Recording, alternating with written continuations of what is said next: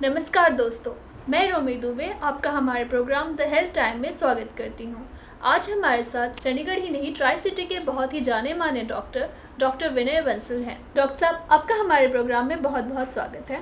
सभी दर्शकों को मेरा स्वास्थ्य भरा नमस्कार। डॉक्टर विनय बंसल 16 सालों से ट्राई सिटी में अपनी हेल्थ सुविधाएं उपलब्ध करवा रहे हैं। इनके 2 सेंटर हैं, एक पंचकुला में है जो पंचकुला आयुर्वेदिक एंड पंचकर्मा सेंटर के नाम से है, और दूसरा फेज 10 मोहाली में युक्ति द वे टू हेल्थ के नाम से है। यहाँ पर आयुर्वेदा, पंचकर्मा, केरला मसाज के साथ साथ ब्यूटी एंड स्पा सर्विसेज भी उपलब्ध कराई जाती हैं। डॉक्टर साहब, मेरा आपसे पहला सवाल ये है कि जोड़ों के दर्द के बारे में आप हमारे दर्शकों को कुछ महत्वपूर्ण जानकारी उपलब्ध कराइए। जोड़ों का दर्द मेनली 3 तरह का होता है। एक रूमेटॉइड अर्थराइटिस यानी कि गठिया, दूसरा ऑस्टियोआर्थराइटिस जो कि मोस्टली बड़े जोड़ों में नीज में होता है, तीसरा गाउट। आजकल हमारे गलत आहार विहार की वजह से सीरम यूरिक एसिड का अधिक हो जाना रक्त में पाया जाता है, जिसकी वजह से हमारी एड़ियों के अंदर दर्द ज़्यादा हो जाता है। ऑस्टियोआर्थराइटिस एक एजलिंग प्रॉब्लम है जो कि अक्सर बुढ़ापे में प्रारंभ होती है, परंतु गठिया के विषय में, रूमेटॉइड अर्थराइटिस के बारे में कोई रोग की सीमा नहीं है, आयु की कोई सीमा मैटर नहीं करती। इसमें हम 10 साल के 12 साल के बच्चे जुवेनाइल रूमेटॉइड अर्थराइटिस से पीड़ित भी देखते हैं, और वैसे यंग एज के अंदर या अधेड़ उम्र में भी मोस्टली लेडीज़ को हम ऐसी प्रॉब्लम से ग्रस्त पाते हैं। जब हम भोजन करते हैं तो भोजन हजम होने के बाद, उसके पाचन के बाद एक रस का निर्माण होता है।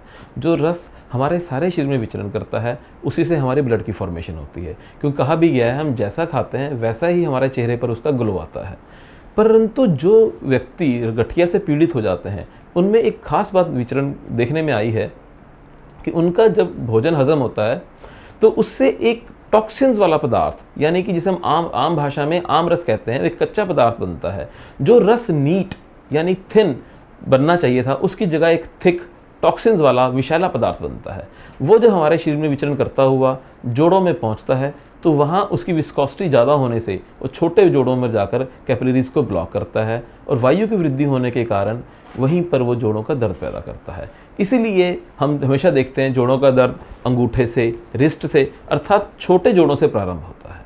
डॉक्टर विनय बंसल हमारे साथ लगातार बने हुए हैं। यदि आपको उनसे कोई भी सलाह या कोई भी क्वेरी पूछनी है तो आप उन्हें कॉल कर सकते हैं। इनके नंबर लगातार स्क्रीन पर फ्लैश हो रहे हैं। इनके फ़ोन नंबर हैं 781-401-8777 और दूसरा नंबर 9915548777। डॉक्टर विनय बंसल आपके हर एक क्वेश्चंस का जवाब देंगे। आप इनसे सलाह कर सकते हैं। डॉक्टर साहब, मेरा अगला क्वेश्चन आपसे ये है कि रूमेटॉइड आर्थराइटिस, ऑस्टियोआर्थराइटिस और गाउट, इनमें क्या डिफरेंसेस हैं और इनके क्या सिम्टम्स होते हैं? जैसा कि मैंने अभी बताया, रूमेटॉइड अर्थराइटिस मोस्टली छोटे जोड़ों से प्रारंभ होता है। ऑस्टियोआर्थराइटिस बड़े जोड़ों से अर्थात नीज से प्रारंभ होता है, और यूरिक एसिड की अधिकता के कारण हमारे पैर के अंगूठे, एड़ियाँ, वहाँ पर हमारा दर्द प्रारंभ होता है। तो ऑस्टियोआर्थराइटिस यूजुअली ओल्ड एज का प्रारंभ होता है। इसमें हमारी क्रुक्ड लेग्स, अर्थात जैसे जैसे रोग बढ़ता है हमारी टांगें धनुषाकार होती रहती हैं। यूरिक एसिड में आपके पैर के अंगूठे के पास सोजिश, लाली एवं एड़ी के अंदर दर्द हो जाता है। सुबह उठने पर पेशेंट को मॉर्निंग सिकनेस रहती है। जब पैर ज़मीन पर रखता है तो पैर में दर्द होता है। खास करके पक्के फर्श पर पैर रखते हुए पेशेंट को काफ़ी दर्द महसूस होता है। ऑस्टियोआर्थराइटिस के अंदर नीज़ के अंदर पेन ज़्यादा रहता है। नीज़ के अंदर हाथ लगाने पर उसकी क्रैकलिंग साउंड्स आती हैं और पेशेंट की मूवमेंट्स तक में प्रॉब्लम आ जाती है। ऑस्टियोआर्थराइटिस का ये टिपिकल फीचर है। रूमेटॉइड अर्थराइटिस के अंदर, अर्थात जिसमें गठिया, जिसके अंदर एज का कोई मैटर नहीं करता, उसमें juvenile rheumatoid arthritis young age के बच्चों को भी हो जाता है। उसमें रूमेटिक फीवर एक फीचर हो जाता है। इसमें छोटे से बड़े जोड़ों के अंदर लाली, दर्द, सोजिश, इन सब का पाया जाना मामूली सी बात है। बहुत से पेशेंट्स को रेगुलर फीचर फीवर का हो जाता है, उसको रूमेटिक फीवर कहा जाता है। इसमें एज की कोई बंदिश नहीं है। ऑस्टियोआर्थराइटिस के अंदर ये जैसे बताया कि ये एज लिंक प्रॉब्लम है, परंतु रूमेटॉइड अर्थराइटिस यंग एज में भी हो सकता है। तो इसका मेन फीचर, जिन लोगों का पेट खराब रहता है, इसमें कब्ज, कॉन्स्टिपेशन एक मेन फीचर रहता है। दूसरा एसिडिटी, जलन जिनको रहती है उनको ये प्रॉब्लम अधिक आती है। कारण क्योंकि जब भोजन ही ढंग से हजम नहीं हो रहा है तो हमारे शरीर के अंदर जिस रस का निर्माण होना चाहिए था वो सुचारू रूप से नहीं हो पाता है। डॉक्टर विनय बंसल हमारे साथ लगातार बने हुए हैं। यदि आपको उनसे कोई भी सलाह या कोई भी क्वेरी पूछनी है तो आप उन्हें कॉल कर सकते हैं। इनके नंबर लगातार स्क्रीन पर फ्लैश हो रहे हैं। इनके फ़ोन नंबर हैं 781-401-8777 और दूसरा नंबर 9915548777। डॉक्टर विनय बंसल आपके हर एक क्वेश्चंस का जवाब देंगे। आप इनसे सलाह कर सकते हैं। सर, इन बीमारियों में आयुर्वेदिक पंचकर्म में क्या चिकित्सा है? इन तीनों ही बीमारियों में चिकित्सा का प्रारूप तो एक सा है, परंतु फिर भी भिन्न भिन्न प्रकार से चिकित्सा की जाती है। सबसे पहले मैं उठाता हूँ रूमेटॉइड अर्थराइटिस को। जैसा कि मैंने बताया, जिन लोगों को भोजन का प्रॉपरली पाचन नहीं होता है उनको ये तकलीफ अधिक होती है। तो इसलिए आयुर्वेदिक संज्ञा दूं तो दीपन और पाचन कर्म की आवश्यकता है, अर्थात जठराग्नि को, डाइजेस्टिव हीट को सम्यक रूप से प्रॉपरली करना पहला काम होता है। दूसरा, इसमें डाइजेस्टेंट्स का प्रयोग किया जाता है।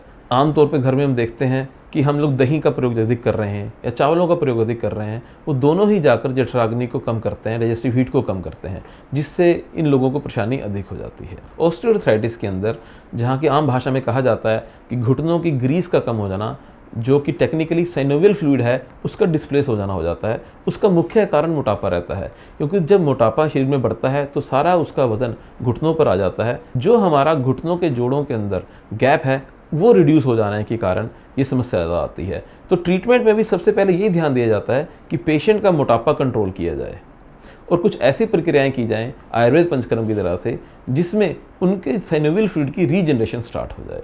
कुछ इनको भोजन के अंदर, आहार विहार के अंदर चेंजेस किए जाते हैं। दूसरा, कुछ पंचकर्म की विधियाँ की जाती है। तीसरा, यूरिक एसिड। यूरिक एसिड के अंदर सबसे बड़ी बात है, अमीनो एसिड्स की कंबस्टन के बाद जो यूरिक एसिड ज़्यादा बढ़ जाता है उसे कम किया जाता है। जैसे कि नाम से ही जाहिर है एसिड है, तो इसके अपोजिट एल्कलीज का प्रयोग किया जाता है। और साथ ही साथ जैसे गिलोय है उसका प्रयोग करना बहुत महत्वपूर्ण रहता है। आयुर्वेद पंचकर्मा की विशिष्ट प्रक्रियाओं द्वारा कुछ आयुर्वेदिक दवाइयों तथा पंचकर्मा की स्नेहन स्वेदन अर्थात शरीर अभ्यंग, साथ में स्टीमिंग और साथ में पत्र पोटली का प्रयोग किया जाता है।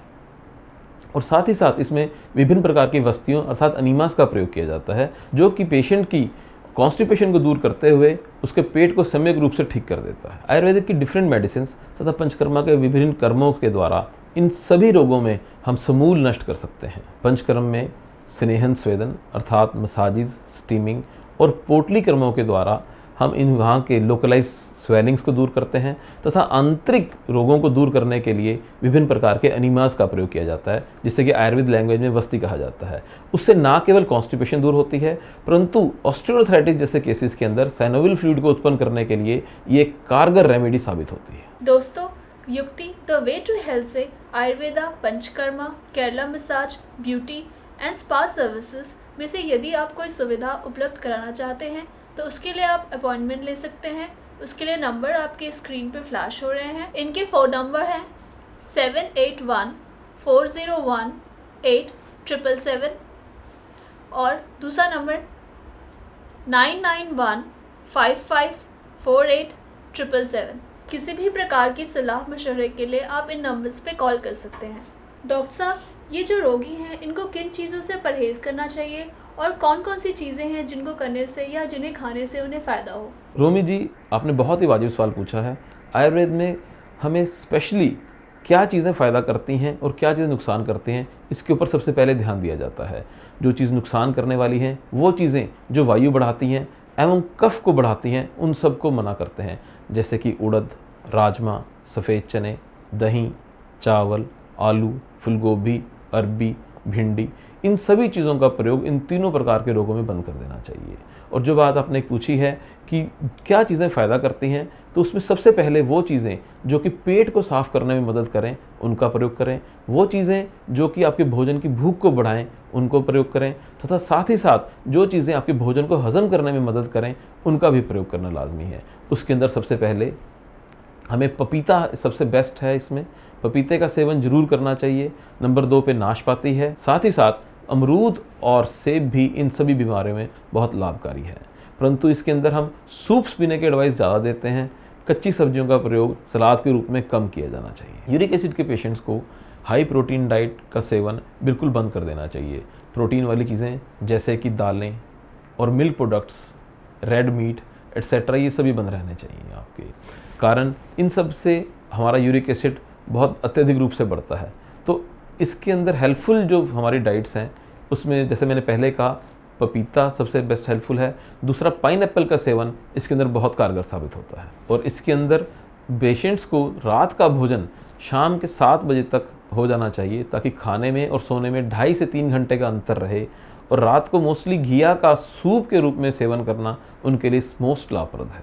डॉक्टर विनय बंसल हमारे साथ लगातार बने हुए हैं। यदि आपको उनसे कोई भी सलाह या कोई भी क्वेरी पूछनी है तो आप उन्हें कॉल कर सकते हैं। इनके नंबर लगातार स्क्रीन पर फ्लैश हो रहे हैं। इनके फ़ोन नंबर हैं 781-401-8777 और दूसरा नंबर 9915548777। डॉक्टर विनय बंसल आपके हर एक क्वेश्चंस का जवाब देंगे। आप इनसे सलाह कर सकते हैं। डॉक्टर साहब, अब हमारे दर्शकों को इन बीमारियों से बचने के लिए कोई हेल्थ टिप देना चाहेंगे? गठिया, रूमेटॉइड आर्थराइटिस के पेशेंट्स के लिए खास करके सौंठ, मिर्च और मग पीपल, जिसे कि आम भाषा में त्रिकुटू कहा जाता है, तथा साथ में मेथी का सेवन अनिवार्य है।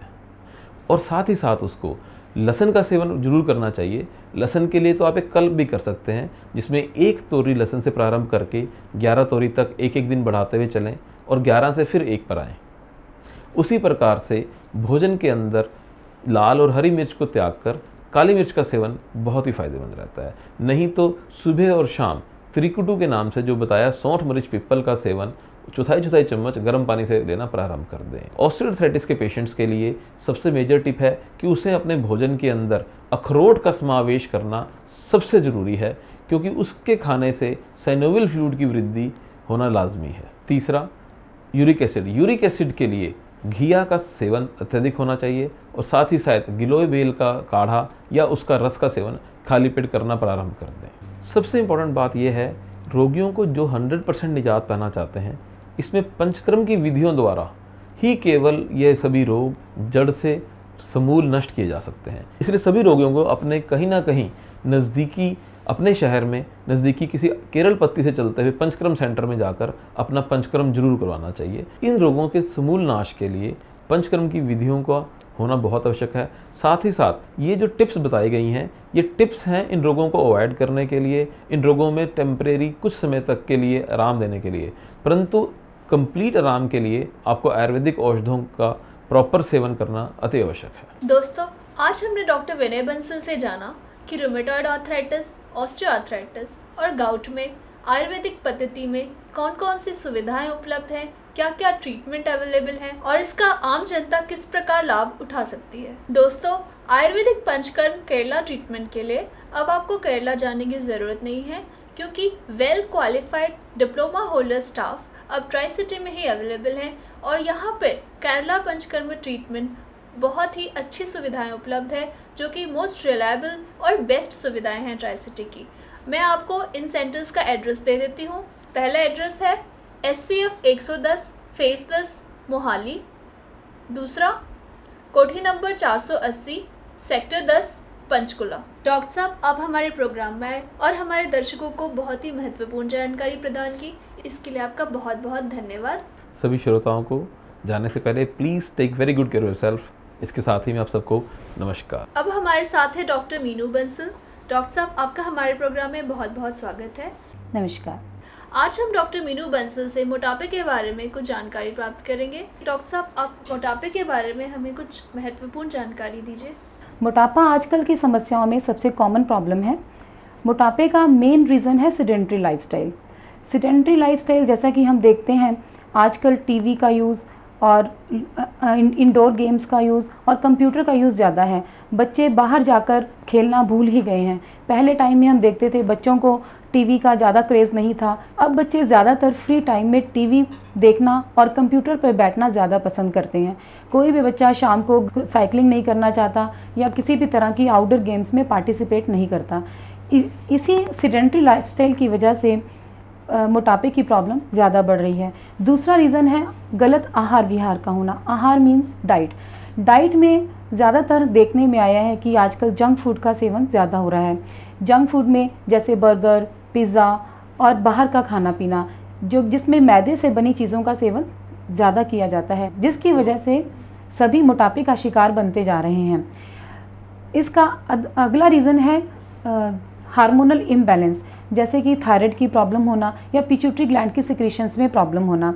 थायराइड में नॉर्मली हम देखते हैं हाइपोथायराइडिज्म का रीज़न, जिसमें TSH hormone that is thyroid stimulating hormone की सिक्रीशन का कम हो जाना, जिसकी वजह से मोटापा बढ़ने लगता है। लेडीज़ में मोटापे की वजह से कई तरह के रोग पैदा हो जाते हैं, जैसे थायराइड के इम्बैलेंस होने से PCOD की प्रॉब्लम का होना, जो कि पॉलीसिस्टिक ओवेरियन डिजीज़।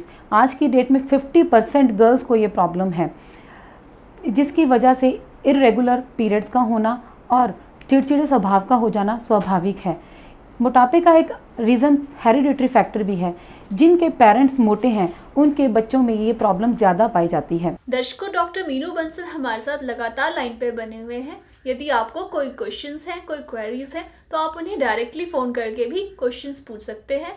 इनके नंबर हैं 9915548777 या 7814018777। डॉक्टर साहब, मोटापा कई अन्य बीमारियों को जन्म देता है, तो आप हमारे दर्शकों को इसके बारे में कुछ डिटेल से बताइए। वैसे तो मोटापा अपने आप में ही एक डिजीज़ है, पर मोटापा अन्य रोगों को भी पैदा करता है। जैसे मोटे लोगों को शुद्ध श्वास मतलब जैसे थोड़ा सा चले तो सांस का चढ़ जाना, ये एक मेन प्रॉब्लम है। इसके अलावा डायबिटीज़ की प्रॉब्लम, हाई ब्लड प्रेशर का होना, हाई कोलेस्ट्रॉल लेवल, ट्राइग्लिसराइड्स का बढ़ जाना, हार्ट अटैक्स का ज़्यादा होना, ये रोग ज़्यादा पाए जाते हैं। मोटापे से ग्रस्त व्यक्ति अपने कार्य को प्रॉपर वे में नहीं कर पाता, उसको कार्य थोड़ा करने पर ही सांस चढ़ जाता है। जॉइंट्स में पेन रहना, जैसे कि डॉक्टर साहब ने पहले बताया कि आम बात यानी कि रूमेटॉइड आर्थराइटिस की प्रॉब्लम मोटे लोगों में ज़्यादा होती है। जैसे कि डॉक्टर साहब ने पहले बताया कि मोटापे की वजह से ऑस्टियोआर्थराइटिस की प्रॉब्लम जल्दी हो जाती है। वैसे तो यह रोग जैसे ऑस्टियोआर्थराइटिस बड़ी उम्र में पाया जाता है, लेकिन आजकल यह अराउंड 35 की एज के बाद भी मिलने लगा है। इसका मेन रीज़न फिर से वही जंक फूड का होना और वेट का ज़्यादा होना।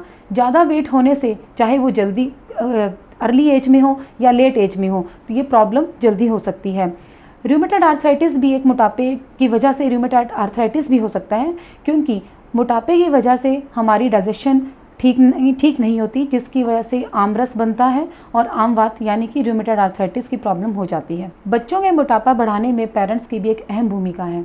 जैसे कि हम देखते हैं जिस बच्चों के एग्ज़ाम डेज़ आए तो बच्चे बैठे बैठे खाना पसंद करते हैं। वो अपने मम्मी को ऑर्डर दे देते हैं, मम्मी अब हमें ये खाने को चाहिए, अब चाय ले आइए, अब कॉफ़ी ले आइए, अब आइसक्रीम का मन कर रहा है, आज बारिश हो रही है तो पकोड़े खाने हैं। ये एक बहुत ही इम्पॉर्टेंट रीज़न है मोटापा बढ़ाने के लिए। दर्शकों, यदि आपको मोटापे से रिलेटेड कोई भी जानकारी प्राप्त करनी है तो आप डायरेक्टली डॉक्टर मीनू बंसल से फ़ोन पे बात कर सकते हैं। इनके नंबर है 9915548777 या 7814018777। डॉक्टर मीनू बंसल, जैसा कि हमने देखा है कि कई स्त्रियों में पोस्ट प्रेगनेंसी वेट गेन हो जाता है और वो वेट रिड्यूस करना काफ़ी कठिन होता है उनके लिए, तो क्या आयुर्वेदिक ट्रीटमेंट में कोई ऐसा उपचार है, कोई इलाज है जिससे वे पोस्ट प्रेगनेंसी वेट को रिड्यूस कर सकें? डेफिनेटली आयुर्वेदा में पोस्ट प्रेगनेंसी फैट के लिए बहुत अच्छी ट्रीटमेंट्स हैं। इसमें सबसे अहम भूमिका आहार की है। हमें डाइट कैसी लेनी चाहिए। नॉर्मली हम देखते हैं कि डिलीवरी के बाद लेडीज़ को बहुत घी खिलाया जाता है और तरह तरह की औषधियाँ दी जाती हैं। उन चीज़ों में हमें क्या खाना चाहिए, क्या नहीं खाना चाहिए, उस पर ध्यान देना बहुत ज़रूरी है। दूसरा, इसमें लगातार एक ही टाइम में ज़्यादा भोजन का सेवन ना करके हमें थोड़े थोड़े समय पर थोड़ा थोड़ा आहार लेना चाहिए, वो भी इसमें काफ़ी कारगर सिद्ध होता है। तीसरा, इसमें पंचकर्मा ट्रीटमेंट काफ़ी हेल्प करता है। जिन लेडीज़ की नॉर्मल डिलीवरी हुई है उनको इमीडिएटली हम पंचकर्मा करा सकते हैं, जिसमें उद्वर्तन मसाजेस अपने आप में एक अहम भूमिका निभाते हैं, जिसमें लेडीज़ की जैसे डिलीवरी के बाद में मसल्स लूज़ होने से पेट लटक जाता है या आर्म मसल्स में सैगिंग आ जाती है, उन सब के लिए उद्वर्तन मसाजेस काफ़ी हेल्पफुल हैं, जिसमें एक स्पेशल आयुर्वेदिक पाउडर से मसाज की जाती है, जिससे स्किन की टोनिसिटी भी मेंटेन की जाती है, साथ साथ इंच लॉस में भी हेल्प मिलती है। तो इस तरह से हम पोस्ट प्रेगनेंसी फ़ैट को ईजिली कम कर सकते हैं। इसमें हम साथ साथ लेडीज़ को एक प्रॉपर डाइट चार्ट मेंटेन करते हैं, जिसमें सुबह से लेकर रात तक के खाने को कैसे किस समय पर क्या लेना चाहिए उसके बारे में बताया जाता है। और दूसरा एक चीज़ मैं आपको एडवाइस करना चाहती हूँ कि जितनी भी पोस्ट प्रेगनेंसी फैट वाली लेडीज़ हैं वो अपने खाने में गर्म पानी का सेवन जरूर करें। जितनी बार भी आप खाना खाते हैं, चाहे वो ब्रेकफास्ट है, चाहे लंच या डिनर है, सबके बाद गर्म पानी ज़रूर लें। ठंडे पानी को आप बिल्कुल त्याग कर दें, जिससे लेडीज़ में नॉर्मली प्रेगनेंसी डिलीवरी के बाद पाई जाने वाली जोड़ों के दर्द की बीमारियां या अन्य बीमारियों से भी हम निजात पा सकते हैं। इसके अलावा जो थायराइड से ग्रस्त लेडीज़ हैं जिसकी वजह से उनको मोटापा हो रहा है, उसमें भी ये उद्वर्तन मसाज काफ़ी हेल्पफुल प्रूव होती है, क्योंकि थायराइड में लो मेटाबॉलिज्म हो जाता है और लो मेटाबॉलिज्म की वजह से हमारे खाने की डाइजेशन प्रॉपर वे में नहीं हो पाती। तो इसमें थायराइड के पेशेंट्स के लिए हमें मेटाबॉलिज्म को फास्ट करना होता है, जो कि उद्वर्तन मसाज का एक मेन मोटो है। उद्वर्तन मसाज में फ्रिक्शनल मसाजेस की जाती हैं, जिसकी वजह से लोकलाइज्ड मेटाबॉलिज्म रेट को इंक्रीज़ किया जाता है। इसके अलावा हम पोटली कर्म करते हैं। पोटली कर्म में लोकलाइज्ड फैट को रिमूव करने के लिए हम ऐसी औषधियों को यूज़ करते हैं जिससे जैसे थाइज़ पे जमा हुआ फैट या हिप्स पे जमा हुआ फैट इजीली रिमूव किया जा सकता है। बच्चों में जो बच्चे ओबीज़ हैं उनमें हम डिफरेंट टाइप्स की एक्सरसाइजेज, आयुर्वेदिक मेडिसिन और जिन बच्चों को हम आयुर्वेदिक मसाजेस दे पाएँ, जिसमें जैसे कि मैंने आपको पहले बताया है उद्वर्तन मसाज काफ़ी हेल्पफुल रहती है। दर्शकों, यदि आपको मोटापे से रिलेटेड कोई भी जानकारी प्राप्त करनी है तो आप डायरेक्टली डॉक्टर मीनू बंसल से फ़ोन पे बात कर सकते हैं। इनके नंबर है 9915548777 या 7814018777। डॉक्टर साहब, आप हमारे प्रोग्राम में आए और हमारे दर्शकों को मोटापे से रिलेटेड बहुत महत्वपूर्ण जानकारी दी, इसके लिए आपका बहुत बहुत धन्यवाद।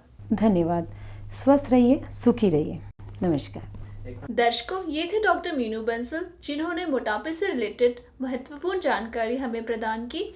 यदि आपको मोटापे से लेकर कोई भी क्वेरीज हैं या कोई भी आपके मन में दुविधा है तो आप उसका समाधान डायरेक्टली डॉक्टर मीनू बंसल से पूछ सकते हैं। इनके नंबर हमारे स्क्रीन पे नीचे फ्लैश किए जा रहे हैं। इनके नंबर हैं 9915548777 या 7814018777। दोस्तों, अब आप मुझे आज्ञा दीजिए। नमस्कार।